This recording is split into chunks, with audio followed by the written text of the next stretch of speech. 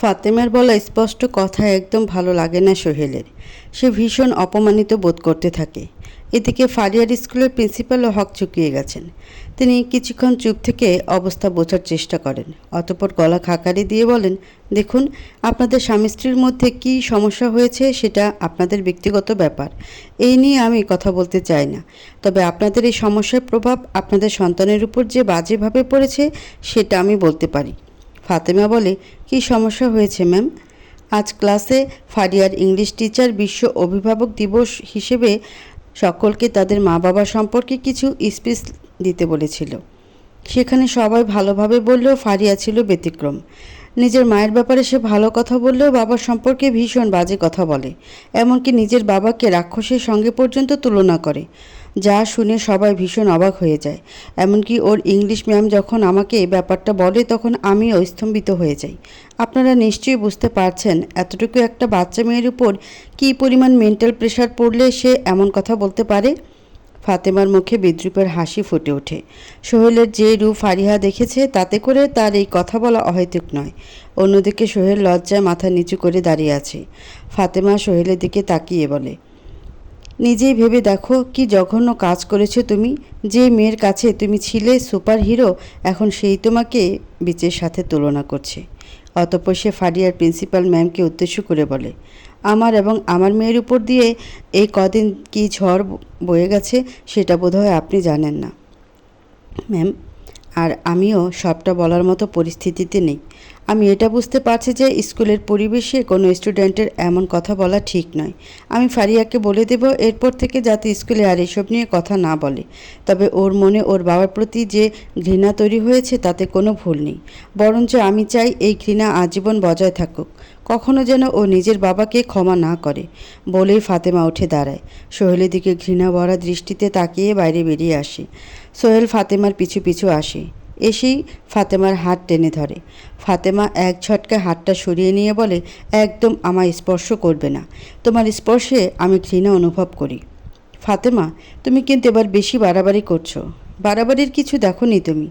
সরো তো আমার সামনে থেকে। তোমায় দেখলেও আমার ঘৃণা হচ্ছে। জঘন্যতম এক পুরুষ তুমি, যাকে তার সন্তান ও রাক্ষসের সাথে তুলনা করে। তুমি তো তোমার মেয়ের মনে আমার প্রতি এত ঘৃণা তৈরি করছো। কেন করছো এমন? আমরা চাইলে বসে সব ঝামেলা মিটমাটও তো করতে পারি। ফাতেমার মুখে বিদ্রূপের হাসি ফুটে ওঠে। সে বলে, তোমার মুখে এসব কথা মানায় না সোহেল। তুমি যা করেছ তাতে তোমার চেহারাও আমি দেখতে চাই না। তোমার সাথে বসে মিটমাট করা তো দূরের কথা। এত দেমাক কিসের তোমার? আমি তখন থেকে সবটা ঠিকঠাক করতে চাইছি আর তুমি ঝামেলাই বাড়িয়ে চলেছ। আমি বলছি শোনো, আমি না হয় নয়নাকে বিয়ে করেছি, তো এতে কি সমস্যা? তুমি তো চাইলেই নয়নার সাথে মিলেমিশে থাকতে পারো। আমি তোমাদের দুজনকে নিয়েই সংসার। সোহেল নিজের পুরো কথা সম্পূর্ণ করতে পারে না, তার আগেই ফাতেমা ঠাস করে থাপ্পড় বসিয়ে দেয় সোহেলের গালে। সোহেল হুঙ্কার দিয়ে বলে, ফাতেমা, তোমার এত বড় সাহস, তুমি আমার গায়ে হাত তোলো? সাহসের এখনও কিছু দেখোনি তুমি মিস্টার সোহেল? আমাকে কি তোমার খুব সস্তা মেয়ে মনে হয় যে আমি তোমার ওই রক্ষিতা নয়নার সাথে সংসার করব? ফাতেমা, কাকে কি বলছো তুমি? একদম ঠিক বলছি। ওই নয়না একটা রক্ষিতা, বাজে মেয়ে। ভুলে যেও না তোমার সাথে এখনও আমার ডিভোর্স হয়নি, তাই এত সাহস দেখিও না। আমি এখনও তোমার স্বামী, তোমার উপর এখনও আমার অধিকার আছে। ফাতেমা কিছু একটা বলতে গিয়েও থেমে যায়। তারপর বলে, মনে করিয়ে দেওয়ার জন্য ধন্যবাদ। বলে সে গটগট পায়ে চলে আসে। সোহেল ফাতেমাকে কয়েকবার ডাকলেও সে আর শোনার প্রয়োজন মনে করে না।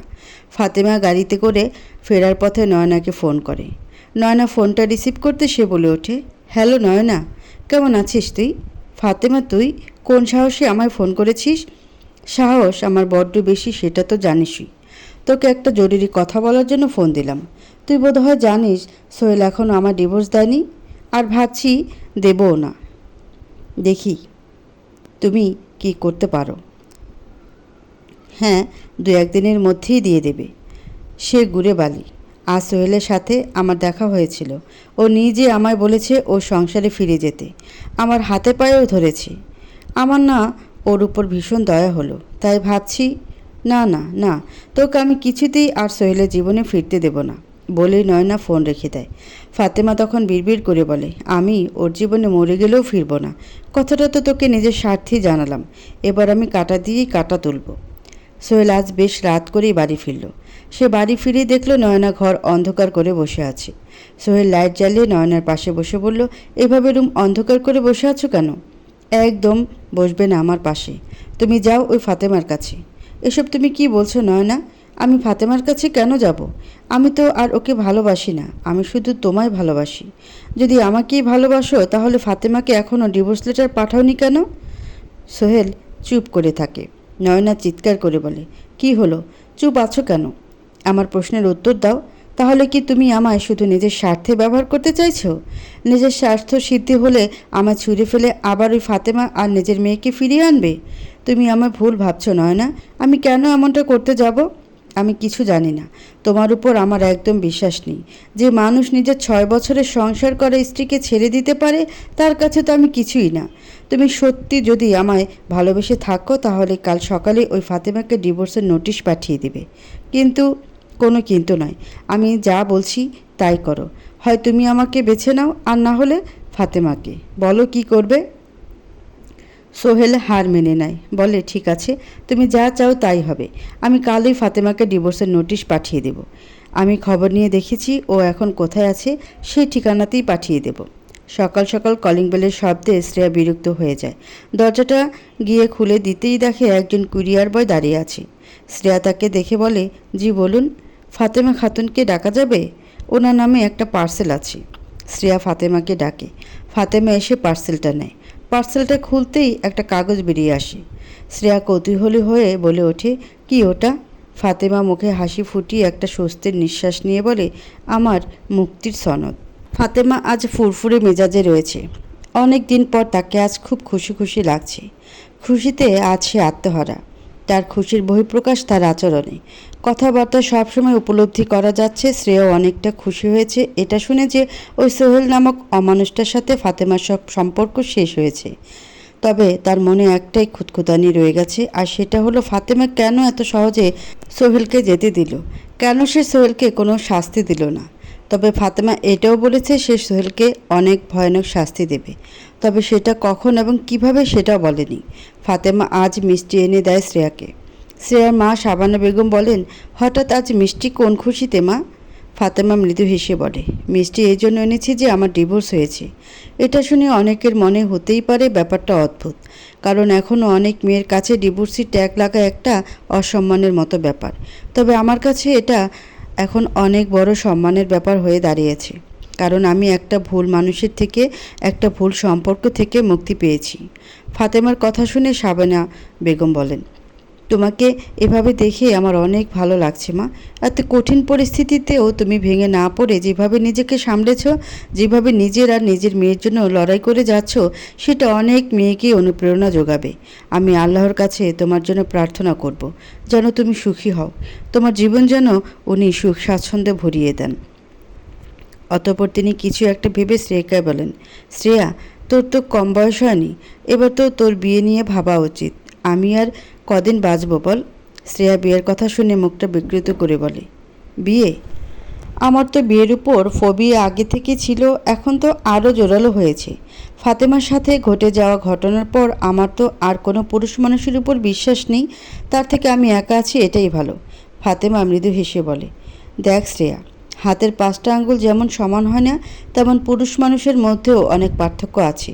তুই শুধু সোহেলের জন্য সব ছেলেদের কাঠগড়ায় তুলতে পারিস না। সমাজে যেমন সোহেলের মতো খারাপ ছেলে আছে, তেমন অনেক ভালো ছেলেও তো আছে। এ যেমন আমার ভাই, আমার ভাবি কোনোদিন সন্তান জন্ম দিতে পারবে না, ভাবি মিথ্যা বলে তাকে ঠকিয়েছে। এসব জানার পরেও কিন্তু সে ভাবির হাত ছেড়ে দেয়নি, বরং ভাবিকে আরও বেশি করে আগলে রেখেছে। সমাজে তুই এমন আরও অনেক ভালো ছেলে পাবি। যেমন দেখ, সোহেল তো একা নয়, নয়নাও অন্যায় করেছে, কিন্তু এজন্য কি তুই সব মেয়েদের খারাপ বলবি? তুই আর আমিও কি নয়নার মতো? নিশ্চয়ই না। তেমনি খুঁজলে অনেক ভালো ছেলে পাওয়া যাবে, যাদের কাছে ভালোবাসা, স্ত্রী, সন্তানের মর্যাদা সবার থেকে বেশি। শাবানা বেগমও ফাতেমাকে সমর্থন জানিয়ে বলেন, একদম ঠিক বলেছ তুমি। শ্রেয়ার বাবাও এমনই একজন যত্নবান পুরুষ ছিল। আমি তো আমার মেয়ের জন্যেও এমন কাউকে চাই। শ্রেয়া বলে, আচ্ছা ঠিক আছে, এমন কোনো ভালো পুরুষকে পাওয়া গেলে তারপর আমি ভেবে দেখব। আপাতত ফাতেমা চল আমরা কফি শপে যাই, আজকে অনেক কাজ আছে। আর কাল তো তোকে আবার মাস্টার্স কমপ্লিট করার জন্য অ্যাপ্লাই করতে হবে। চল। ফাতেমা আজ তার মাস্টার্স কমপ্লিট করার জন্য একটা স্বনামধন্য ভার্সিটিতে ইমেল পাঠিয়েছে, সাথে নিজের অনার্সের সার্টিফিকেটও। এমনিতে ফাতেমার সিজিপিএ অনেক ভালো, তবে সমস্যা হচ্ছে এত বছরের গ্যাপ। তবে ভার্সিটির তরফ থেকে জানানো হয়েছে ব্যাপারটা বিবেচনা করে দেখা হবে। এই কথা শুনে ফাতেমা কিছুটা স্বস্তি পায়। অতঃপর ফারিয়াকে স্কুল থেকে আনার জন্য বেরিয়ে যায়। ফারিয়াকে স্কুল থেকে আনতে গিয়ে দ্বিতীয় দফা অবাক হয়ে যায়, কারণ আজও সোহেল বাইরে গাড়ি নিয়ে দাঁড়িয়ে আছে। সোহেলকে দাঁড়িয়ে থাকতে দেখে ফাতেমাকে ভীষণ রেগে যায়। সরাসরি তার সামনে গিয়ে বলে, তুমি কি করছো এখানে? তোমাকে না আমি স্পষ্ট করে বলেছিলাম আমার বা আমার মেয়ের সাথে কোনো যোগাযোগ করার চেষ্টা করবে না, তাহলে কেন এসেছো তুমি এখানে? তোমার কথা শুনতে আমি বাধ্য নই, কারণ ফারিয়া শুধু তোমার একার মেয়ে নয়, ও আমারও মেয়ে, তাই ওর উপরে আমারও সমান অধিকার আছে। অধিকার? কোন অধিকারের কথা বলছো তুমি? নিজ মেয়েকে মাঝরাতে বাড়ি থেকে বের করে দিয়ে এখন তুমি অধিকার দেখাতে এসেছো? যাও বলছি আমার সামনে থেকে। এমন সময় গাড়ি থেকে নেমে আসে নয়না। সে এসেই বলে, ফারিয়া তোর একার মেয়ে নয়, ফারিয়া সোহেলেরও মেয়ে, আর তাই সোহেল এবার নিজের মেয়ের জন্য লড়াই করবে। সোহেল তো ঠিক করেছে এবার কোর্টে লড়াই হবে।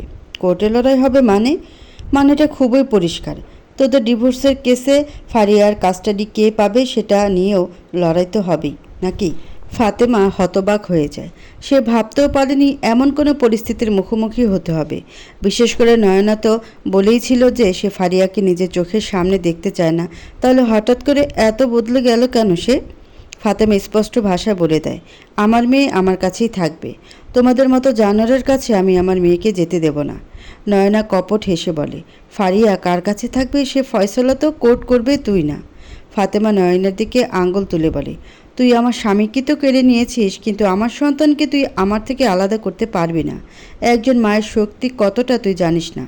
একজন মা তার সন্তানের জন্য জীবনও দিতে পারে, এমনকি কারো জীবন নিতেও দুইবার ভাবে না।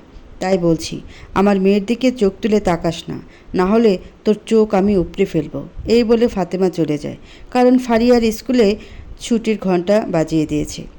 এখনই তাকে আনতে যেতে হবে, না হলে দেরি হয়ে যাবে। ফাতেমা যাওয়ার পরে নয়না হিংস্রভাবে তাকিয়ে বলে, তোর যা যা প্রিয় সব আমি তোর থেকে আলাদা করে দেব ফাতেমা। তোর খুশি যে আমার সহ্য হয় না। ভেবেছিলাম সোহেলকে কেড়ে নিয়ে তোকে আমি ভেঙে গুঁড়িয়ে দেব, কিন্তু তুই তো এখনও আগের মতোই আছিস। তাই এবার আমি এমন জায়গায় হাত দিয়েছি যেটা তোর কাছে সব থেকে দুর্বল। আমি জানি ফারিয়াকে তুই নিজের প্রাণের থেকেও বেশি ভালোবাসিস, তাই এবার তোর মেয়ে ফারিয়াকে আমি তোর থেকে আলাদা করে দেব। ফারিয়া স্কুল থেকে বেরিয়ে ফাতেমার কাছে দৌড়ে আসে। ফাতেমাও পরম মমতার সাথে আগলে নেয় নিজের মেয়েকে। ফারিয়াকে জড়িয়ে ধরে আবেগপ্রবণ হয়ে বলে, আমার মেয়ে, আমার কলিজার টুকরা তুই। আমি তোকে কিছুতেই নিজের থেকে আলাদা হতে দেব না। ফাতেমার চোখে জল চলে আসে। এই মেয়ের জন্যই তো এখন সে বেঁচে আছে, অথচ ওই শকুনিরা এখন তার মেয়ের দিকেও নজর দিয়েছে। ফারিয়া নিজের মায়ের চোখের জল মুছতে পেরে বলে, তুমি কাঁদছো কেন আম্মু? ফাতেমা মেয়ের কাছে নিজের দুর্বলতা প্রকাশ করতে চায় না, তাই তো চোখের জল মুছে বলে, কই কাঁদছি? আচ্ছা ফারিয়া, তুমি তো আমার মেয়ে, তুমি তো সব সময় নিজের মায়ের কাছে থাকবে, তাই না? হ্যাঁ মা, আমি সব সময় তোমার কাছেই থাকবো। কেউ তোমাকে আমার থেকে আলাদা করতে পারবে না, কেউ না। ওরা কোর্টে যাবে তো যাক, দেখি কিভাবে আমার কাছ থেকে তোমাকে কেড়ে নেয়। এবার গোটা জগৎ দেখবে একজন মায়ের শক্তি। ফাতেমা উদাস মনে বসে আছে। শ্রেয়া, শাবানা বেগম দুজনেও তার উদাস অবস্থা দেখে বিচলিত। ফাতেমা তাদের সব খুলে বলেছেন। তারা নিজেদের সাধ্য মতো ফাতেমাকে সান্ত্বনা দিচ্ছেন, তবে ফাতেমার মধ্যে ভয় কিছুতেই যাচ্ছে না। সে যতই নিজেকে শক্ত দেখানোর চেষ্টা করুক না কেন, মেয়ে হলো তার দুর্বলতার জায়গা। আর তাই যে কোনো কিছুর মূল্যে সে নিজের মেয়েকে কাছছাড়া করতে চায় না। মেয়েকে ছাড়া থাকতে হবে এটা ভাবলেও বুক কেঁপে ওঠে। ফাতেমার এরূপ ভাবনার মাঝে বাসার কলিং বেল বেজে ওঠে। শাবানা বেগম দরজা খুলে এক অপরিচিত পুরুষকে দেখে বলেন, কে আপনি? ফাহিম নম্র কণ্ঠে বলল, আমি ফাতেমার বড় ভাই ফাহিম। শ্রেয়া দরজার কাছে এসে বলল, আপনি এসেছেন, আসুন ভেতরে আসুন। আম্মু, আমি ওনাকে ডেকে পাঠিয়েছি। ফাতেমার এখন যা অবস্থা তাতে ওর কাছের মানুষের মেন্টাল সাপোর্টের প্রয়োজন। শাবানা বেগম শ্রেয়ার মাথায় হাত বুলিয়ে বলে, একদম ঠিক কাজ করেছিস তুই। বাবা, তুমি ভেতরে যাও, তোমার বোনটার যে এখন তোমাকে ভীষণ দরকার। ফাহিম শ্রেয়াদের বাসায় প্রবেশ করে ফাতেমার সামনে গেল। ফাতেমা কান্না করে করে চোখ ফুলিয়ে তুলেছিল। ফাহিম বোনের মাথায় হাত বুলিয়ে দেয়। ফাতেমা মুখ তুলে নিজের ভাইকে দেখে আবেগাপ্লুত হয়ে তাকে জড়িয়ে ধরে, বলে, ভাইয়া, ওরা কি আমার মেয়েটাকে আমার থেকে কেড়ে নেবে? তুই কোনো চিন্তা করিস না বোন, আমি তোর ভাই আছি তোর কাছে। আমি এই শহরের বেস্ট লয়ার হায়ার করব তোর জন্য। তোর মেয়ে তোর কাছেই থাকবে, অন্য কেউ তার উপর অধিকার দাখিল করতে পারবে না। ফাতেমা এবার অনেকটাই নিজের হারানো আত্মবিশ্বাস ফিরে পায়। এমন সময় ফারিয়া ঘুম থেকে উঠে বসার রুমে চলে আসে। ফাতেমার পাশে একজন অচেনা মানুষকে বসে থাকতে দেখে বলে, আম্মু, উনি কে? ফাহিম বা ফাতেমা অবাক হয় না। ফাতেমার সাথে সোহেলের বিয়ের পর ফাহিমের সাথে তাদের আর কোনো যোগাযোগই ছিল না, তাই ফারিয়াও নিজের মামার বাড়ির কাউকে চেনে না। ফাতেমা ফারিয়াকে নিজের কাছে ডাকে, ফাহিমের সাথে পরিচয় করিয়ে দিয়ে বলে, উনি হলেন তোমার মামা, মামাকে সালাম দাও। ফারিয়া কিছুক্ষণ অবাক হয়ে তাকিয়ে থাকে ফাহিমের দিকে। মায়ের কাছ থেকে নিজের মামার বাড়ির গল্প শুনেছিল। যতবারই ফাতেমা তাকে মামার ব্যাপারে বলতো ততবারই ফাতেমার চোখ ভিজে যেত। ছোট্ট ফারিয়া বুঝতে পারত তার মা তার মামাকে খুব মিস করে। এই জন্য তো সবসময় আল্লাহর কাছে প্রার্থনা করতো যেন তার মায়ের সব দুঃখ দূর হয়ে যায়। ফারিয়া মিষ্টি হেসে ফাহিমের উদ্দেশ্যে বলে, আসসালামু আলাইকুম মামা, কেমন আছেন আপনি? আলহামদুলিল্লাহ ভালো। তোমাকে দেখে তো আরও ভালো হয়ে গেলাম মামনি, তুমি একদম ফাতেমার মতোই হয়েছ। ফাতেমাও ছোটবেলা তোমার মতো এমন গুলুমুলু ছিল, বলে ফারিয়ার গাল টিপে দেয়। ফারিয়া লজ্জা পেয়ে যায়। ফাহিম ফাতেমাকে বলে, তুই তোর মেয়েকে তো ভালোই শিক্ষা দিয়েছিস, কি সুন্দর আমায় সালাম দিল।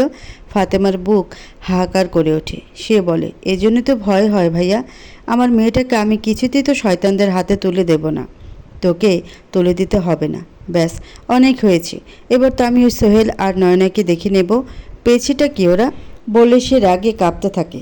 তারপর নিজের চেনা জানা একজন উকিলকে ফোন করে, তার সাথে কথা বলে এই কেসের ব্যাপারে।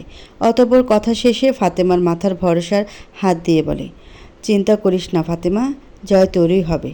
উনি আমায় বললেন জর্জ ফারিয়ার কাছে জানতে চাইবেন ও কার কাছে থাকতে চায়, আর ওর মর্জি শেষ কথা হবে। তাই তুই নিশ্চিন্তে থাকতে পারিস। ফাতেমা একটু শান্তি পায়, তবে ভয় পুরোপুরি দূর হয় না। না জানি সোহেল আর নয়না কি ফোন দিয়ে আছে। আজ কোর্টের হিয়ারিংয়ের ডেট ডাকা হয়েছে।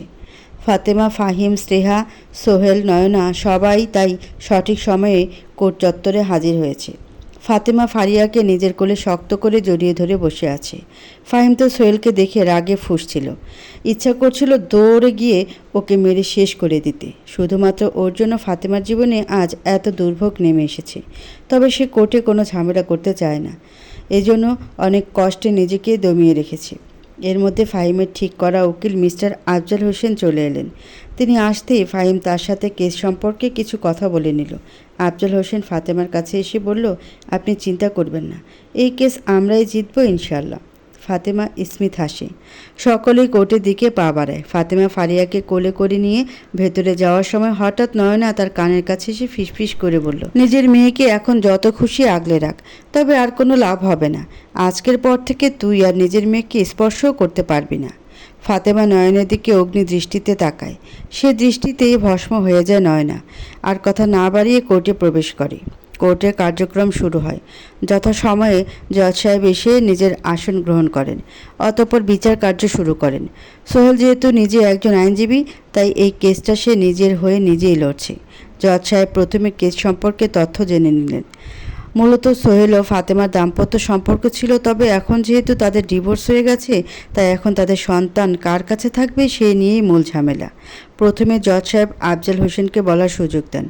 তিনি বলেন, হুজুর, মিস্টার সোহেল ইসলাম একজন দুশ্চরিত্র প্রতারক ব্যক্তি।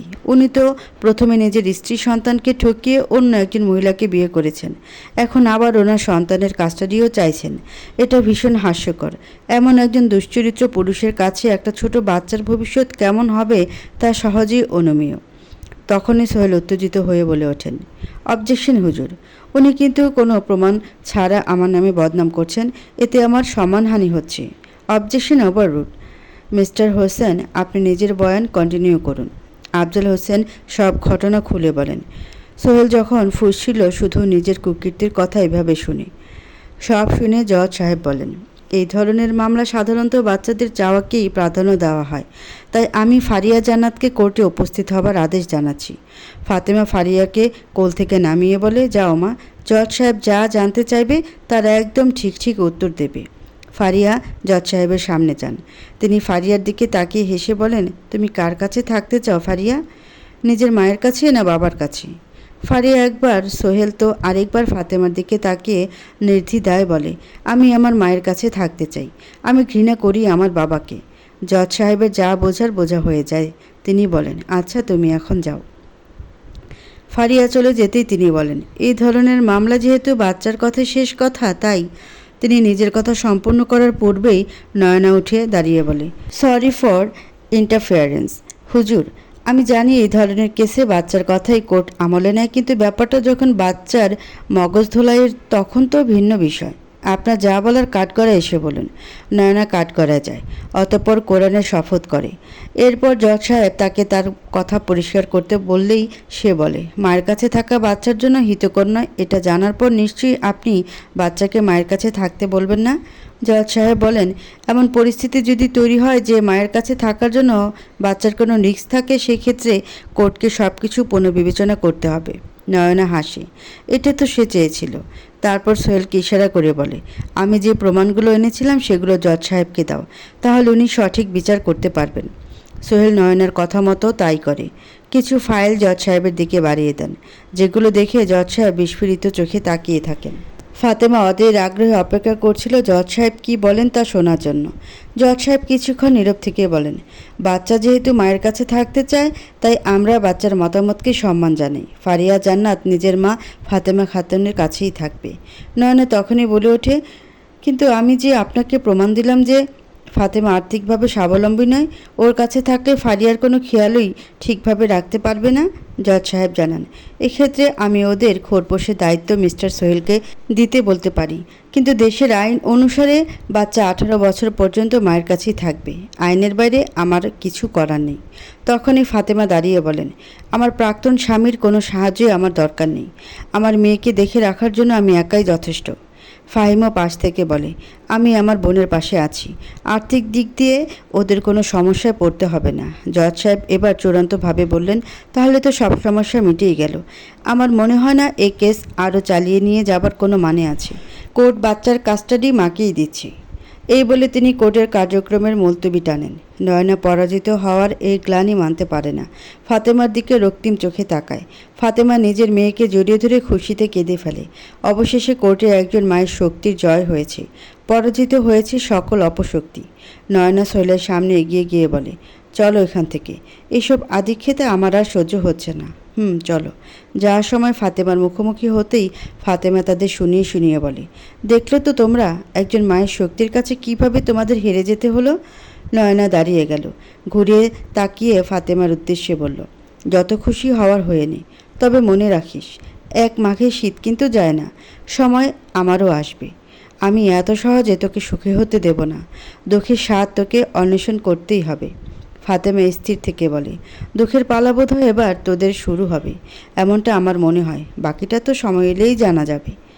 কয়েকদিন পর ফাতেমার দিনগুলো এখন বেশ ভালোই যাচ্ছে। ফারিয়াকে নিজের কাস্টাডিতে নেওয়ার পর থেকে সে নিজেকে গুটিয়ে নিয়েছে। পড়াশোনাও শুরু হয়েছে আবার। সাথে শ্রেয়াকে তার রেস্টুরেন্টের কাজে সাহায্যও করছে। যে তার বিপদে পাশে ছিল তাকে তো আর ছেড়ে দিতে পারে না। সব মিলিয়ে তার দিন ব্যস্ততার মধ্যে বেশ ভালোই কেটে যাচ্ছে। তবে সব কিছুর মধ্যে সে কেন জানি বর্তমানে একটু অন্য চিন্তায় মগ্ন।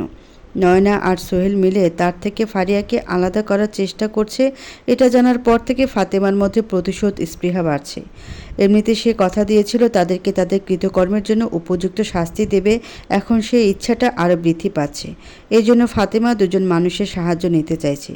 একজন হলো সোহেলের ঘনিষ্ঠ বন্ধু রাব্বি, আরেকজন নয়নার অফিসের কর্মচারী মিস্টার ফয়সাল হক।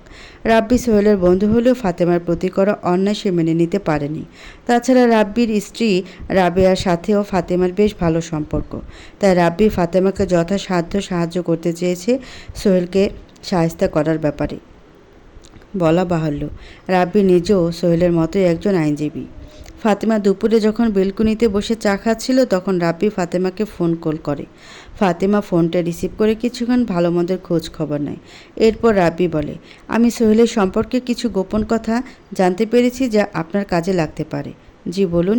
সোহেল সম্প্রতি একটা কেস হাতে নিয়েছে, আর সেই কেসের ব্যাপারে প্রথমে আমার সাথে যোগাযোগ করেছিল আসামি পক্ষ। তারা আমাকে মোটা অঙ্কের টাকাও অফার করেছিল এই কেস লড়ার জন্য, কিন্তু আমি এই কেস লড়িনি, কারণ তারা আমায় কোর্টে মিথ্যা প্রমাণ পেশ করতে বলেছিল, যা আমার দ্বারা সম্ভব নয়। তাছাড়া কেসটা বেশ সেন্সিটিভ। ঢাকা শহরের একজন বড় বিজনেসম্যানের ছেলের বিরুদ্ধে একজন সাধারণ দিনমজুরকে গাড়ি চাপা দিয়ে মেরে ফেলার কেস। ঘটনার সময় অনেক মানুষ সাক্ষী ছিল যে গাড়ি ওনার ছেলেই চালাচ্ছিল, কিন্তু উনি এখন এমনভাবে কেস সাজাতে চাইছেন যেন গাড়িটা ওনার ছেলে নয়, ড্রাইভার চালাচ্ছিলেন। আর এই কেসটা কিন্তু কোনো সাধারণ কেস নয়। ইতিমধ্যে জনমনে কেসটা নিয়ে অনেক চাপা ক্ষোভ তৈরি হয়েছে। ফাতেমা রাব্বির সব কথা মনোযোগ সহকারে শোনে। সবটা শুনে সে অনেক কিছু উপলব্ধি করতে পারে। এর পূর্বেও সোহেলের সাথে সংসার করার সময়ে তার কানে এমন অনেক কথা উঠেছিল যে সোহেল টাকার বিনিময়ে মিথ্যা প্রমাণ দিয়ে অনেক কেস লড়ে। তবে সোহেল সেই সময় ফাতেমাকে এমনভাবে সব বুঝিয়েছিল যে তার মনে হয়েছিল এসব গুজব ছাড়া আর কিছু নয়। তবে এখন সে বুঝতে পারছে সোহেল আসলেই এমন জঘন্য একজন লোক। যদি সোহেলের এমন অপকর্ম সামনে আসে তাহলে সে নিশ্চয়ই শাস্তি পাবে। তাই ফাতেমা রাব্বিকে বলে, ভাইয়া, আপনি দয়া করে এ বিষয়ে আরও খোঁজ খবর নেন। আমি এ বিষয়ে আরও বিস্তারিত জানতে চাই। জি, আমি চেষ্টা করব। ফাতেমা ফোন রেখে দেয়।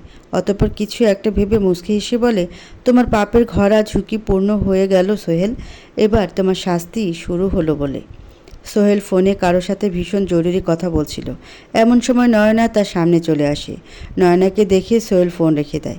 অতঃপর নয়নাকে নিজের কাছে টেনে নিয়ে তার গালে চুমু খেয়ে বলে, তুমি নিশ্চয়ই এখনও ফারিয়ার ব্যাপারটা নিয়ে আমার উপর রেগে আছো। নয়না কোনো কথা বলে না।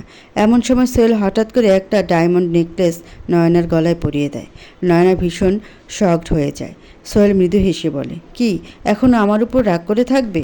নয়না উত্তেজিত হয়ে বলে, ওয়াও, এই নেকলেসটা কত সুন্দর, আমার তো ভীষণ পছন্দ হয়েছে।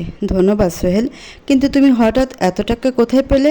সোহেল হেসে বলে, একটা নতুন কেস হাতে পেয়েছি, হেভি মালদার পার্টি, সেখান থেকেই তো অনেকগুলো টাকা পেয়েছি। কেসটা জেতাতে পারলে আরও টাকা পাবো। আপাতত তোমার জন্য এটা কিনে আনলাম, আরও টাকা পেলে ভাবছি তোমাকে নিয়ে হানিমুনে যাব। সত্যি? সত্যি। আমি তো ভাবছি তোমার সাথে সুইজারল্যান্ড যাব। যাবে তো তুমি? কেন নয়, বলে নয়না সোহেলকে জড়িয়ে ধরে। ফাতেমা আজ এসেছে সোহেলের বিপরীতে যিনি কেস লড়বেন সেই উকিলের সাথে দেখা করতে, কারণ সোহেলকে সাহায্য করার জন্য এখন ফাতেমার তার সাহায্যের ভীষণ প্রয়োজন পড়েছে। ফাতেমা অফিসে প্রবেশ করার সময় হঠাৎ কারোর সাথে ধাক্কা খেয়ে পড়ে যেতে নেয়। তখনই দুটো হাত তাকে আগলে নেয়। ফাতেমা জোরে জোরে শ্বাস নিতে থাকে। আর একটু হলেই অনেক বিপদে পড়ে যেত সে। আপনি ঠিক আছেন তো? হঠাৎ এমন পুরুষালী কণ্ঠে ফাতেমা চমকে ওঠে। সামনে তাকাতেই দেখতে পারে একজন অচেনা পুরুষকে, যিনি দেখতে চমৎকার, বেশ লম্বা, ফর্সা এবং সুঠাম দেহ, পরনে তার উকিলের ড্রেস। ফাতেমা লোকটার দিকে তাকিয়ে বলে, আপনি কি? হ্যাঁ, আমি অ্যাডভোকেট প্রত্যুষ চৌধুরী। ফাতেমা প্রত্যুষ চৌধুরীর নামটা কয়েকবার আওড়ায়। ফাতেমা অ্যাডভোকেট প্রত্যুষ চৌধুরীর সাথে তার কেবিনে এসে আসন গ্রহণ করেছে। প্রত্যুষ চৌধুরী ফাতেমাকে উদ্দেশ্য করে বলেন, বলুন আপনি কি খাবেন, চা না কফি? ফাতেমা বলে, আমার কিছু লাগবে না, আমার শুধু আপনার সাথে কিছু জরুরি কথা বলার ছিল। জি বলুন। ফাতেমা কিছুটা সময় নিয়ে বলে, শুনলাম আপনি হিট অ্যান্ড রান কেসটা লড়ছেন। জি, কিন্তু আপনি? আমি এই কেসে আপনার প্রতিদ্বন্দ্বী মিস্টার সোহেল হোসেনের প্রাক্তন স্ত্রী। প্রত্যুষ চৌধুরী কিছুক্ষণ নীরব থেকে পরিস্থিতি বোঝার চেষ্টা করলেন। অতঃপর দ্রুত শ্বাস ফেলে বলে ওঠেন, জি বলুন, আপনি কি বলতে চান? আমি কেসের ব্যাপারে কিছু ইনফরমেশন কালেক্ট করেছি। যতদূর বুঝলাম আপনার কাছে যথেষ্ট এভিডেন্স আছে এই কেসটা জেতার জন্য। আমিও চাই আপনি কেসটা জিতুন, যাতে করে একজন অসহায় ব্যক্তি ন্যায় বিচার পায়। তবে আমি আজ এখানে এসেছি একটা বিশেষ কারণে। কি কারণ? আপনার প্রতিদ্বন্দ্বী লয়ার সোহেল হোসেনের ব্যাপারে আমার কাছে আগে অনেক অভিযোগ আসতো যে তিনি টাকার বিনিময়ে অনেক কেস লড়েন আর টাকা দিয়ে অনেক মিথ্যা প্রমাণও জোগাড় করেন নিজের ক্লায়েন্টদের জন্য, যা একটা বড় অন্যায়। আমি বুঝতে পারছি ব্যাপারটা। তো আপনি কি চান? আমি চাই আপনি কোর্টে এই বিষয়টা তুলে ধরুন, যাতে করে মিস্টার সোহেল উপযুক্ত শাস্তি পায়। এরকম একজন মানুষ তো শাস্তি রিজার্ভ করে। প্রত্যুষ চৌধুরী বিচক্ষণ মানুষ, তাই তিনি বলেন, আমি বুঝতে পারছি ব্যাপারটা, তবে আইন প্রমাণে বিশ্বাসী কারো মুখের কথায় না। আমি কোনো প্রমাণ ছাড়া তো কোর্টে ওনার বিরুদ্ধে কিছু করতে পারবো না। ফাতেমা বলে, প্রমাণ আছে আমার কাছে। এই বলে সে একটা সিঁড়ি বাড়িয়ে দেয় প্রত্যুষ চৌধুরীর দিকে। রাব্বির সাহায্যে অনেক কষ্টে সে এটা জোগাড় করেছে। রাব্বি সোহেলের সাথে তার ক্লায়েন্টদের কথা লুকিয়ে রেকর্ড করেছে। একই লয়ার ফার্মে কাজ করায় এটা করতে তার কোনো অসুবিধা হয়নি। ফাতেমা এই প্রমাণটা প্রত্যুষ চৌধুরীর হাতে তুলে দিয়ে বলে, এখানে মিস্টার সোহেলের অপকর্মের সকল প্রমাণ আছে। আমি আপনার উপর অনেক বিশ্বাস করে আপনার হাতে এই সব প্রমাণ তুলে দিলাম। আশা করি ও তার কাজের উপযুক্ত শাস্তি পাবে। প্রত্যুষ চৌধুরী আত্মবিশ্বাসের সাথে বলে, আমি আমার সর্বোচ্চটুকু দিয়ে চেষ্টা করব যেন উনি নিজের অপরাধের শাস্তি পান। ধন্যবাদ মিস্টার চৌধুরী, আমি আপনার কাছে আজীবন কৃতজ্ঞ থাকব। আমি তাহলে এখন উঠি? জি, আল্লাহ হাফেজ। আল্লাহ হাফেজ। ফাতেমা খুশি মনে বাসায় ফিরল। শ্রেয়া ফাতেমার খুশি অবলোকন করতে পারল। ফাতেমার কাছে এসে বলল, তোকে খুব খুশি খুশি লাগছে, ব্যাপারটা কি? ফাতেমা মৃদু হেসে বলে, আমার প্রতি অন্যায় করে দুজন ভেবেছিল খুব সুখে থাকবে। তাদের একজনের ব্যবস্থা অলরেডি করে এসেছি, এখন বাকি রইল আরেকজন। তার ব্যবস্থা খুব শীঘ্রই করব ইনশাআল্লাহ। শ্রেয়া বলল, কী করেছিস তুই? ফাতেমা শ্রেয়াকে সব ঘটনা খুলে বলে। সব শুনে শ্রেয়া তো ভীষণ খুশি হয়ে যায়, বলে, বেশ হয়েছে। আমার তো খুব ইচ্ছা ছিল ওই সোহেল আর নয়নাকে নিজের চোখের সামনে তরপাতে দেখব। ফাতেমা বলে, কাল আমার সাথে কোর্টে চল, আমিও নিজের চোখে ওদের ধ্বংসের আরম্ভ লগ্ন দেখতে চাই। কথা দিয়েছিলাম যে ওদের সুখী থাকতে দেব না, এত তাড়াতাড়ি সুযোগ পেয়ে যাব ভাবিনি। এটা তো কেবল শুরু মাত্র, দেখবি ওদের কষ্টের কোনো শেষ থাকবে না। কতটা জালিম হলে একটা মায়ের বুক থেকে তার সন্তানকে কেড়ে নিতে চায়। উপরে আল্লাহ তাআলা আছেন, তিনি সব দেখছেন। তিনি নিশ্চয়ই ওই জালিমদের শাস্তি দেবেন। আমি তো আল্লাহর কাছে দোয়া করি, আল্লাহ ওদের এমন শাস্তি দিক যে ওদের রুহ কেঁপে উঠুক। ফাতেমা ও শ্রেয়া আজ কোর্টে চলে এসেছে। উদ্দেশ্য নিজের চোখের সামনে সোহেলের পতন দেখবে। কিছুক্ষণের মধ্যেই কোর্টের কার্যক্রম শুরু হয়ে যায়। জজ সাহেব প্রথমে সোহেলকে বলার সুযোগ দেয়, আর সোহেলও নিজের মন মতো গল্প বানাতে শুরু করে দেয়। সে বলে, আমার মক্কেল সম্পূর্ণ নির্দোষ হুজুর। এই হিট অ্যান্ড রান কেসের সাথে তো ওনার কোনো লেনদেনই নেই। ইনফ্যাক্ট ঘটনার দিন তো উনি দেশেই ছিলেন না। আমার কাছে তার যথেষ্ট প্রমাণ আছে। সব কিছুর পেছনে আছেন ওনাদের ড্রাইভার, আর আমার মক্কেলকে শুধু শুধু ফাঁসানো হচ্ছে। এসব শুনে শ্রেয়া ফাতেমাকে বলে, দেখছিস কী রকম নির্লজ্জ মিথ্যাচার করছে। গোটা দেশ ভাইরাল সিসিটিভি ফুটেজটা দেখেছে, সেখানে স্পষ্ট দেখা যাচ্ছে গাড়ি ওই লোকটাই চালাচ্ছিল, অথচ এই সোহেল কিভাবে টাকা খেয়ে সত্যটা উল্টে দিতে চাইছে। ফাতেমা বলে, তুই শুধু দেখে যা, মিস্টার প্রত্যুষ চৌধুরী যখন সব সত্য সবার সামনে তুলে ধরবে, তখন দেখিস ওই সোহেলের অবস্থা কী হয়। এরই মধ্যে জজ সাহেব প্রত্যুষ চৌধুরীকেও বাদীপক্ষের হয়ে বলার সুযোগ দেন। তখন তিনি বলা শুরু করেন, আমার বিপক্ষের উকিল এতক্ষণ যা বললেন তার কোনোটাই সত্যি নয়। ঘটনার দিন ওনার মক্কেল এই দেশেই ছিলেন। শুধু তাই নয়, গাড়িটাও উনি চালাচ্ছিলেন। উনি যে দেশে ছিলেন আর গাড়িটাও উনি চালাচ্ছিলেন সেই প্রমাণ আমার কাছে আছে। এই বলে তিনি সে ভাইরাল সিসিটিভি ফুটেজ জজ সাহেবকে দেখান। পাশাপাশি তিনি এটার প্রমাণও দেন যে আসামি পক্ষ প্রমাণ হিসেবে যে পাসপোর্ট আর বিমানের টিকিট দেখাচ্ছেন সেটাও ভুয়া। সব দেখে জজ সাহেব সত্যিটা বুঝতে পারেন। তিনি বলেন, এসব কিছু থেকে প্রমাণ হয়ে যায় যে মিস্টার আব্দুল মান্নানই আসল অপরাধী। তিনি এই হিট অ্যান্ড রান কেসের আসল অপরাধী। আদালত ওনাকে 10 বছরের সশ্রম কারাদণ্ডে দণ্ডিত করছে। প্রত্যুষ চৌধুরী তখনই বলে ওঠেন, শুধু এটাই না, মিস্টার সোহেল হোসেনের বিরুদ্ধেও আমার কাছে প্রমাণ আছে, যেখান থেকে আপনি স্পষ্ট বুঝতে পারবেন যে উনি কিভাবে টাকার বিনিময়ে মিথ্যা প্রমাণ জোগাড় করেন। বলে প্রত্যুষ চৌধুরী জজ সাহেবকে ফাতেমার দেওয়া সিডিটা দেন, যা চালু হতেই সোহেলের সব অপকর্ম সবার সামনে আসে। সোহেল ভয়ে ঘামতে থাকে। সোহেলের চুপসে যাওয়া মুখটা দেখে ফাতেমার মনে ভীষণ শান্তি অনুভূত হয়। নিজের মুজরিমকে কোনো না কোনোভাবে তো শাস্তি দিতে পেরেছে সে। জজ সাহেব সবটা দেখে সোহেলকে তিরস্কার করে বলেন, আপনি একজন উকিল, আপনার কাজ আইনের রক্ষা করা, মানুষকে ন্যায় বিচার পাইয়ে দেওয়া। তা না করে আপনি আইনের অপব্যবহার করছেন। লজ্জা হওয়া উচিত আপনার। আপনার মতো মানুষের উকিল হওয়ার কোনো অধিকার নেই। কোর্ট আপনার উকিলের লাইসেন্স বাতিল করছে। শুধু তাই নয়, 10 লাখ টাকা জরিমানা সহ আপনার 2 বছরের জন্য সশ্রম কারাদণ্ডে দণ্ডিত করছে। না, সোহেল অনেক অনুনয় বিনয় করে, কিন্তু তা কোনো কাজে আসে না। জজ সাহেব নিজের সিদ্ধান্ত জানিয়ে দেয়। ফাতেমা খুশিতে শ্রেয়াকে জড়িয়ে ধরে। শ্রেয়া বলে, আমি ভীষণ খুশি ফাতেমা, তুমি পেরেছ। ফাতেমা উঠে দাঁড়ায়, সোহেলের সামনে গিয়ে বলে, বলেছিলাম না আমি তোমার শাস্তি দেব। আজ আমি আমার কথা রাখতে পেরেছি। মিস্টার প্রত্যুষ চৌধুরীকে তোমার সব অপকর্মের প্রমাণ আমি জোগাড় করে দিয়েছি। তুমি এমনটা করলে ফাতেমা? আমি তোমার কেউ না, তুমি আমার। আর যদি হতেও তবুও আমি তোমার অপরাধের শাস্তি দিতাম। এখন যাও, জেলের ভাত খাও, নিজের সব অপকর্মের ফল ভোগ করো। ততক্ষণে পুলিশ এসে সোহেলকে নিয়ে যায়। ফাতেমার আজ ভীষণ খুশির দিন। এত খুশির দিন তার জীবনে আগে কখনো আসেইনি। সে বারবার আল্লাহর কাছে শুকরিয়া আদায় করে। অতঃপর প্রত্যুষ চৌধুরীর সামনে গিয়ে বলে, আপনাকে ধন্যবাদ। আপনি না থাকলে আমি সোহেলকে শাস্তি দিতে পারতাম না। ধন্যবাদের কোনো প্রয়োজন নেই, এটা আমার ডিউটি ছিল।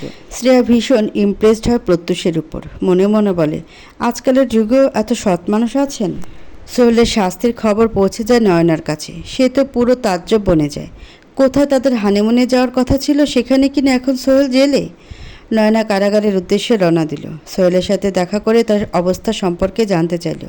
সোহেল নয়নাকে বলল, আমি ঠিক নেই নয়না, ফাতেমার জন্য আমার এমন অবস্থা। তুমি ফাতেমাকে উচিত শিক্ষা দাও, তাহলে আমি শাস্তি পাবো, না হলে নয়। সোহেলের কথা শুনে ভীষণ রেগে যায় নয়না। বলে, তুমি কোনো চিন্তা করো না সোহেল, আমি খুব দ্রুত তোমাকে জেল থেকে বের করব। তোমার জামিনের ব্যবস্থা খুব তাড়াতাড়ি হবে।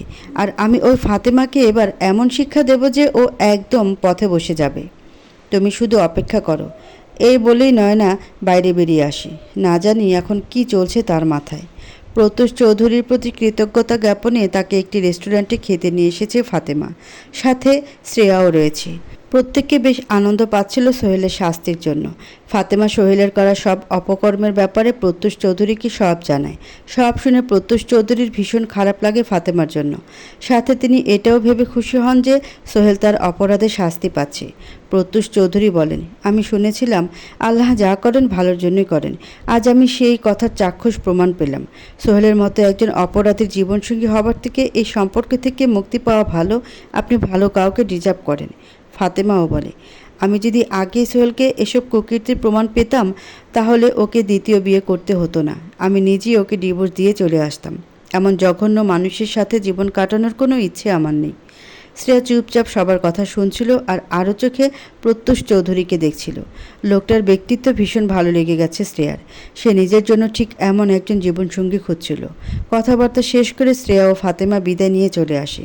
আসার সময় ফাতেমাকে থামিয়ে প্রত্যুষ চৌধুরী বলে ওঠেন, আশা করি আমাদের আবার দেখা হবে। ফাতেমা মৃদু হেসে বলে, ইনশাআল্লাহ। এরপরে শ্রেয়া ও ফাতেমা দুজনে চলে আসে। প্রত্যুষ চৌধুরী স্মিত হাসে। ফাতেমা বাসায় এসেই ফয়সাল ইসলামের সাথে যোগাযোগ করেন। সোহেলকে শাস্তি দিয়েই সে এখন চুপ করে বসে থাকতে পারে না, কারণ ফাতেমা নয়নের সম্পর্কে খুব ভালো করেই জানে। নয়না যে এখন তার উপর খেপে গিয়ে তার বড় কোনো ক্ষতি করবে এটা বোঝা তার জন্য খুব একটা কঠিন না। এই জন্য ফাতেমা চায় এখন নয়নারও একটা ব্যবস্থা করতে। নয়না মূলত একটা মশলার ফ্যাক্টরির মালকিন, যা সে তার বাবার থেকে উত্তরাধিকার সূত্রে পেয়েছে। নয়নার কোনো ভাই নেই। সে আর তার এক বড় বোন আছে। তাদের বাবার দুটি বড় ফ্যাক্টরি ছিল, যা তিনি দুই বোনকে ভাগ করে দিয়েছেন। ফয়সাল ইসলাম ফোন রিসিভ করতেই ফাতেমা বলে ওঠে, চাচা আপনি কি কোনো ইনফরমেশন পেলেন? ফয়সাল ইসলাম আশেপাশে তাকিয়ে নিশ্চিত হয়ে নেন যে আশেপাশে কেউ নেই। তাই তিনি নিশ্চিত মনে বলেন, হ্যাঁ, আমি এই ফ্যাক্টরির কিছু কালো সত্য বের করতে পেরেছি। এই ফ্যাক্টরিতে যে মশলা সাপ্লাই করা হয় তাতে মানব শরীরের জন্য ক্ষতিকর কিছু উপাদান রয়েছে, যা থেকে এমনকি ক্যান্সারের মতো রোগও হতে পারে। এসব উপাদান ব্যবহার করে তিনি বেশি প্রফিট করতে গিয়ে মানুষকে মৃত্যুর দিকে ঠেলে দিচ্ছেন। আপনি কি এসবের কোনো প্রমাণ সংগ্রহ করেছেন? হ্যাঁ, পেয়েছি। আমি খুব শীঘ্রই তোমাকে এসবের প্রমাণ দিচ্ছি, বলে তিনি ফোন রেখে দেয়। ফাতেমা নিশ্চিত হয় এবার সে নয়নারও একটা ব্যবস্থা করতে পারবে। তারপর তার জীবনে সব সমস্যা দূর হবে। নিজের মেয়েকে নিয়ে সুখে শান্তিতে বসবাস করতে পারবে। রাতে শ্রেয়ার পরিবারের সাথে খেতে বসে ফাতেমা। ফারিয়াও বসেছিল তার সাথে। ফাতেমা নিজের হাতে মেয়েকে খাইয়ে দিচ্ছিল। এমন সময় হঠাৎ করে বাড়ির কলিং বেল বেজে ওঠে। শ্রেয়া গিয়ে দরজা খুলেই হতবাক হয়ে বলে, তুই? নয়না শ্রেয়াকে এক প্রকার ধাক্কা দিয়ে ফেলে দিয়ে তাদের বাসায় ঢুকে পড়ে। শাবানা বেগম দাঁড়িয়ে রেগে বলেন, এটা কী ধরনের অসভ্যতা? কে তুমি? নয়না সরাসরি ফাতেমার সামনে গিয়ে বলে, কাজটা তুই ভালো করিসনি। সোহেলকে জেলে পাঠিয়ে কি ভেবেছিস খুব প্রতিশোধ নিয়ে ফেলেছিস? কচু, আমি সোহেলকে খুব শীঘ্রই জেল থেকে বের করে আনবো। তারপর দেখিস আমি তোর কী ব্যবস্থা করি। ফাতেমা হঠাৎ করে হাসতে থাকে, ভীষণ জোরে জোরে। অনেক কষ্টে হাসি থামিয়ে বলে, কি বললি তুই? সোহেলকে তুই জেল থেকে বের করে আনবি? সোহেলকে জেল থেকে বের করে আনার কথা পরে ভাবিস, আগে নিজেকে কিভাবে বাঁচাবি সেটা ভাব। তোরও শ্রীঘরে যাওয়ার সময় এলো বলে। মানে কি কি বলছিস তুই? আমি কেন জেলে যাব? কি করেছি আমি? তোর অপরাধের ফিরিস্তি তো বলে শেষ করা যাবে না। জানি না যত অপরাধ করেছিস তাতে আল্লাহর দরবারে তোর কি শাস্তি হবে। যদি শরিয়া বিধান প্রচলিত থাকতো তাহলে তো পরকীয়ার জন্য ভয়াবহ শাস্তি পেতি। তবে আশা করি পৃথিবীতে না পেলেও মরার পর এই সব কিছু শাস্তি তুই পাবি। আপাতত তুই পৃথিবীতে যা শাস্তি পাস সেটা আমি দেখে নিজের মানসিক শান্তির ব্যবস্থা করি। নয়নার কাছে সব কথাই কেমন যেন ধাঁধার মতো লাগতেছিল। সে বুঝছিল না ফাতেমার মনে কী চলছিল, সে কেন তাকে শ্রীঘরে যাওয়ার কথা বলছিল। এর মাঝেই ঘটে গেল অনাকাঙ্ক্ষিত ঘটনা। ফাতেমার আর নয়নাকে সহ্য হচ্ছিল না, তাই ফাতেমা নয়নার চুলের মুঠি ধরে ঘোরায়। তারপর শ্রেয়াকে বলে, ঝাঁটা নিয়ে এসো। ও তো আজ শ্রীঘরে যাবেই, তার সাথে আমরা ওর একটা ব্যবস্থা করি। শ্রেয়া ঝাঁটা নিয়ে আসে। পরপর ফাতেমা, শ্রেয়া, শাবানা বেগম সবাই মেয়েটাকে ঝাঁটা দিয়ে পেটায়। এখানেই থেমে থাকে না। শ্রেয়া পচা পানি এনে ঢেলে দেয় নয়নার গালে। নয়না হতবাক হয়ে যাচ্ছিল। ফাতেমা বলে, এসব কিছু করব বলে ভাবিনি, তবে তুই যখন নিজে থেকে সুযোগ করে দিলি তখন আমি সেই সুযোগটা কাজেই লাগাবই বলে নয়নাকে ইচ্ছা মতো চর থাপ্পড় দিতে থাকে। এর মধ্যে শ্রেয়া বলে, এতক্ষণ মনে হয় সব প্রমাণ পুলিশের হাতে চলে গেছে। আমি যাই পুলিশকে ফোন করে ইনফর্ম করে দিই যে অপরাধী আমাদের বাড়িতে আছে। নয়না কিছু বুঝতে না পেরে হতবাক হয়ে চেয়ে থাকে। এর মধ্যে শ্রেয়া পুলিশকে ইনফর্ম করে দেয়। ফাতেমা নয়নার চুলের মুঠি ঘুরিয়ে বলে, অপেক্ষা কর, একটু পরে পুলিশ এসে তোকে জেলে নিয়ে যাবে। সোহেলকে খুব মিস করছিলি না? এখন যা, গিয়ে একসাথে জেলে গিয়ে সংসার কর। নয়না রেগে তাকায়, কিন্তু তার কিছু আর করার ছিল না। কিছু সময় পর পুলিশ চলে আসে। শ্রেয়া দরজা খুলে দিয়ে বলে, আপনারা এসেছেন? মিসেস নয়না মির্জা এখানে রয়েছেন? হ্যাঁ। পুলিশ ভেতরে এসে বলে, মিসেস নয়না মির্জা, মশলায় ক্ষতিকর উপাদান মিশিয়ে জনগণের স্বাস্থ্যহানির অপরাধে আমরা আপনাকে গ্রেফতার করছি। কয়েকজন মহিলা পুলিশ নয়নাকে হাতকড়া পরিয়ে তাকে নিয়ে যেতে ধরে। তবুও নয়নার তেজ কমে না। সে যেতে যেতে বলে, আমি হলাম বিখ্যাত বিজনেসম্যান নাহিদ মির্জার মেয়ে নয়না মির্জা। কোনো জেলে সাধ্য নেই আমায় আটকে রাখার। আমি খুব শীঘ্রই বের হব, আর তারপর তোর জীবন জাহান্নামে পরিণত করব। এর মধ্যে পুলিশ তাকে হিড় করে টানতে টানতে নিয়ে যায়। ফাতেমার দিনগুলো এখন বেশ ভালোই যাচ্ছে। সোহেল এবং নয়না দুজনে এখন জেলে, তাই তার জীবনে কোনো বিপদ আপদ তৈরি করার মতো মানুষ নেই আপাতত। সে বেশ দেদারসে জীবন অতিবাহিত করছে। নিজের পড়াশোনা সামলাচ্ছে, মেয়েকেও সামলাচ্ছে, সব মিলিয়ে ব্যস্ত জীবন। আজ সকালে ফাতেমার দিন শুরু হলো নামাজ দিয়ে। নামাজ আদায় করে ফাতেমা চলে এলো শ্রেয়াদের বাসার রান্নাঘরে। শাবানা বেগম সকালে উঠেই রান্নাঘরে প্রবেশ করেছেন। ফাতেমা তাকে এভাবে রান্নাঘরে দেখে বলে, আন্টি, আপনি এত সকালে রান্নাঘরে? কোনো বিশেষ কিছু আছে কি আজ? শাবানা বেগম মুখে হাত দিয়ে ফাতেমাকে চুপ করার ইশারা করেন। ফাতেমা চুপ করতেই তিনি বললেন, আজ শ্রেয়াকে পাত্রপক্ষ দেখতে আসছি, তাই এত আয়োজন। তুমি আবার ওকে কিছু বলো না আবার, কেমন? ফাতেমা মাথা নাড়িয়ে সম্মতি জানায়। শাবানা বেগম বলতে থাকেন, মেয়েটার তো বয়স হচ্ছে বলো, সামনের বছর 28-এ পা দেবে। ওর মতো বয়সে আমি 2 ছেলে মেয়ের মা হয়ে পাকা গিন্নি ছিলাম, আর ও এখনও বিয়েই করছে না। আমি জোর না করলে হয়তো করবেও না। তুমি তো জানো মা, ওর মা ছাড়া আর কেউ নেই। ওর বাবার মৃত্যুর পর ওর দায়িত্ব যে এখন আমার কাঁধেই। ওর ভাই সে তো থেকেও নেই, একই ফ্ল্যাটে থাকে, অথচ দেখেছো কোনোদিন আমাদের খোঁজ নিতে? শুনলাম গতকাল নাকি বউ বাচ্চাকে নিয়ে মালদ্বীপ ঘুরতে গেছে। সে যাকগে, আমার এসব নিয়ে কোনো আগ্রহ নেই। ছেলে বড় হয়েছে, এখন সে যা করার করুক। আমার মেয়েকে নিয়ে তো আমাকেই ভাবতে হবে। জন্ম যখন দিয়েছি তখন ওর দায়িত্ব তো আমারই। এখন শুধু একটা সুযোগ্য পাত্রের হাতে মেয়েটাকে তুলে দিতে পারলেই আমার শান্তি। ফাতেমা মৃদু হেসে বলে, চিন্তা করবেন না আন্টি, দেখবেন শ্রেয়ার জন্য আপনি অনেক ভালো পাত্র খুঁজে পাবেন। জানো, আজ যে আসছে সে ছেলেটা শহরের একজন নামকরা উকিল। সকলের মুখে তার অনেক প্রশংসা। আমার খালাতো বোনের মাধ্যমে ছেলেটার খোঁজ পেয়েছি। সেই ছেলে নাকি তার স্বামীকে ভাসুরের সাথে জমিজমা সংক্রান্ত ঝামেলা কেসে সাহায্য করেছিল। পরে ওর পরিবারের সাথেও সম্পর্ক গড়ে ওঠে পরিচিতির খাতিরে। ওই ছেলের মাই নাকি ছেলের জন্য কোনো শিক্ষিত সুযোগ্য মেয়ে খুঁজছে। তখন ওই ছেলেটার মাকে আমার শ্রেয়ার কথা বলেন উনি। আমাকেও জানান এই ব্যাপারে। 2 পরিবারই দেখা সাক্ষাতের ডেট ফাইনাল করি, তবে গোপনে। এখন দেখা যাক শ্রেয়া কী রিয়েক্ট করে। আপনি চিন্তা করবেন না আন্টি, আমি আছি তো।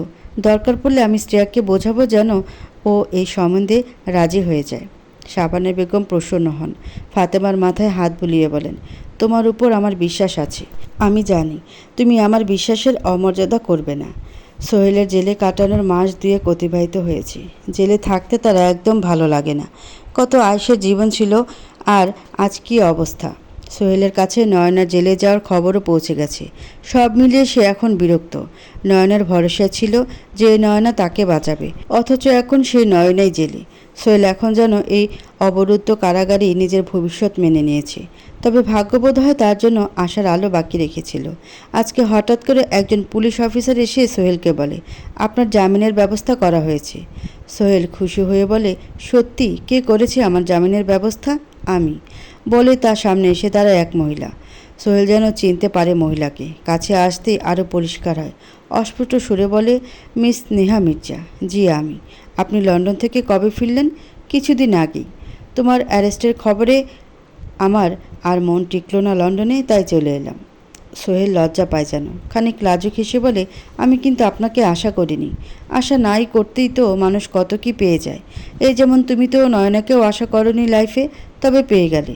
বরাবরই তোমার বড়লোক পরিবারের দিকে নজর, সাথে সুন্দরী বউ।